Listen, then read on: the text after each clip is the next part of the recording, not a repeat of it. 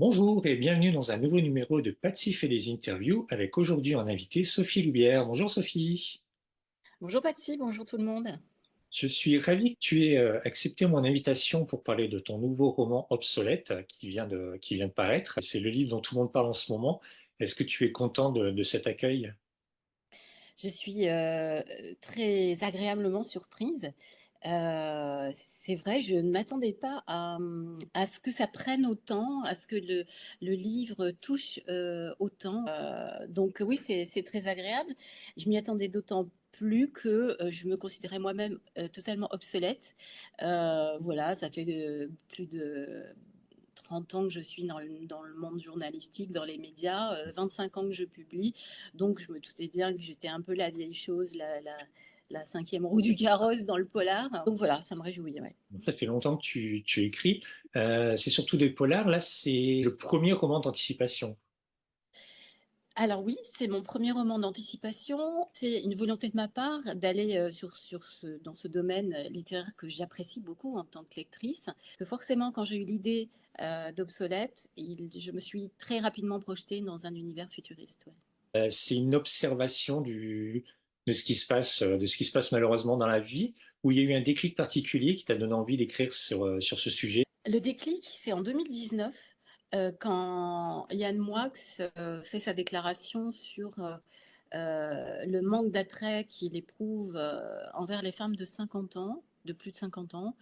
Il dit très précisément que pour lui, elles sont invisibles, que le corps des femmes de 50 ans n'est vraiment pas extraordinaire du tout, euh, que contrairement à celui des jeunes femmes de 25 ans qu'il trouve totalement inspirant. Cette façon de nous ramener juste à notre corps, à un état corporel, c'est d'une telle violence. Sur le coup, j'étais profondément choquée. Je me suis dit, ouais, eh ben alors allons-y, carrément. Imaginons une société dans laquelle, lorsque les femmes atteignent la cinquantaine, grosso modo quand elles approchent ou qu'elles sont en ménopause, eh bien, comme elles ne servent plus à rien, on les écarte de la société, on les collecte et on les envoie dans un centre de recyclage. Cette histoire, moi, ça m'a fait penser à Barjavel, que j'aime beaucoup. Hum. Est-ce que ces comparaisons d'une Barjavel au féminin te convient? Moi, j'en suis très honorée. C'est un romancier que j'ai lu et qui m'a emportée lorsque j'étais adolescente. Et c'est très touchant parce que mon fils, qui est dyslexique comme moi, euh, a beaucoup de mal à lire. Il faut vraiment qu'il accroche à un livre. Et un jour, je lui mets entre les mains Ravage de Barjavel. Et il a lu tout seul ce livre d'une traite. Ah, C'est chouette. son livre de chevet. Il est passionné par l'univers de Barjavel. Le romancier a créé un déclic chez mon fils. Et être aujourd'hui comparé à lui, pour moi, ça fait sens. Enfin, c'est comme si la boucle était bouclée. Tu as également créé un personnage, Joy, qui est transsexuel pour le coup. C'était important pour toi de mettre un petit peu de visibilité? Bah, c'est indispensable, puisque on ne peut pas imaginer un futur sans vous, sans les hommes qui se sentent femmes, sans les femmes qui se sentent hommes, puisque ça fait partie de notre histoire et ça fait partie de l'humain. Ça aurait été irrespectueux de ma part et complètement farfelu d'imaginer qu'il n'y a plus que des couples, entre guillemets, de bons chrétiens, c'est-à-dire, voilà, hommes-femmes binaires. Non, je pense qu'au contraire, l'avenir vraiment passe par là, par cette acceptance et puis de pouvoir être aussi bien la personne que le corps que l'on souhaite. Les apparences ne comptent plus en 2224. On s'est vraiment débarrassé de TikTok, de toutes ces tentations de l'image. C'est vrai qu'il y a plus ça, il y a plus les religions. Il y a un rapport avec la mort qui est très très poétique. J'ai beaucoup aimé ce que deviennent les morts. Oui, ils reviennent. En fait, on revient à la terre. Donc, on est enterré non pas dans une caisse, mais on est enveloppé d'un linge, de fleurs, et on va venir très rapidement. On va se décomposer, on va revenir à la terre et nourrir la terre. Donc, je pense que c'est quand même plus intéressant que de finir dans une boîte et puis un siècle plus tard, on déterre des espèces d'ossements dégueulasses, quoi, qui servent absolument à rien. Puis en plus, l'empreinte carbone, elle est nulle, quoi. Oui. Voilà. Donc, c'est aussi intéressant pour ça. On est très soucieux en 2224 de tout cela. Ce que j'ai beaucoup aimé aussi dans ton livre, c'est parce que voilà, en quatrième de couverture, on parle de l'obsolescence des femmes, mais il y a aussi beaucoup de tensions et puis d'enquêtes. On n'en parle pas Mhm. beaucoup. C'est ce qui m'a agréablement surpris. Voilà, quand j'ai lu le livre, je ne savais pas quelle allait être l'histoire, vers quoi tu allais aller. Et puis voilà, on peut le dire, il y a une enquête policière surprenante justement dans ce monde dans cet univers où tout est parfait, où il n'y a plus de crime.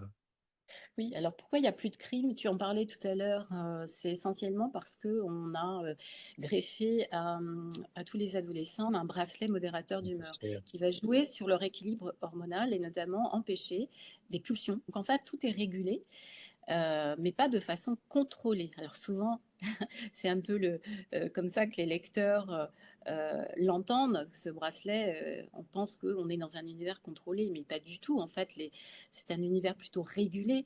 On abrase les émotions, on abrase, mais les émotions sont ressorties très Présente fortement. quand même. Ouais. On voit bien Keane souffrir du départ de sa femme, avoir beaucoup de mal à se remettre de son absence. On voit bien Rachel aussi souffrir l'angoisse de ce qu'elle va devenir.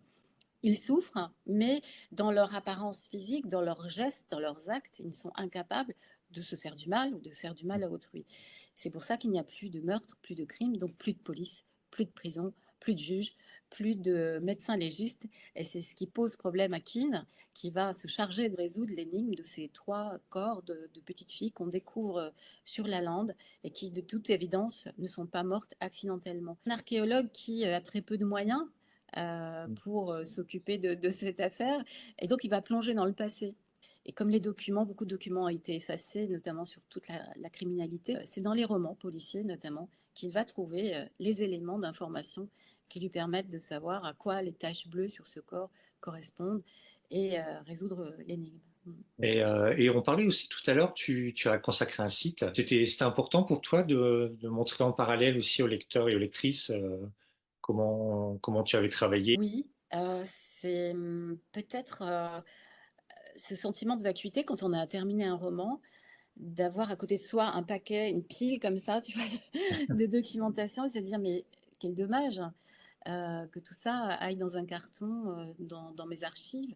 Pourquoi ne pas en faire profiter les lecteurs, les journalistes, s'ils veulent approfondir certains points, savoir mais où est-ce que j'ai pu aller pêcher l'idée de telle invention, par exemple. Je trouvais aussi intéressant de pouvoir donner des outils à ceux et celles qui, comme moi, ont envie, entre guillemets, de changer le monde, ou en tout cas de changer leur mode de vivre dans ce monde, et d'adapter à la fois notre consommation, notre empreinte carbone, nos habitats, et pourquoi pas un livre qui pourrait parler aux politiques. Sur le blog, donc tu as demandé à l'intelligence artificielle de créer des personnages.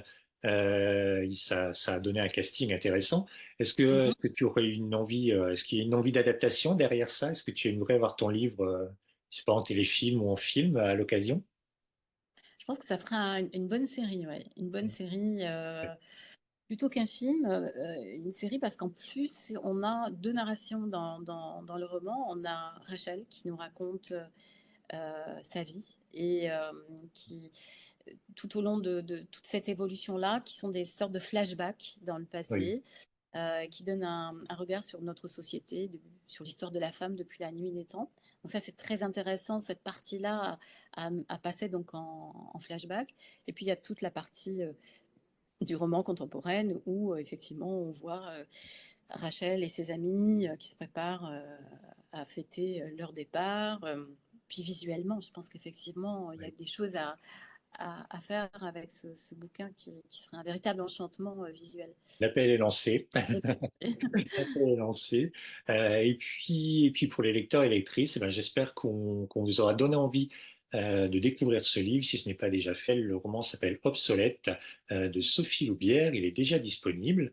Et puis en attendant, eh ben, écoute, merci beaucoup à toi, Sophie. Merci à toi, Patsy. Je t'en prie. Et puis nous, on se retrouve très bientôt avec un autre invité, un autre style.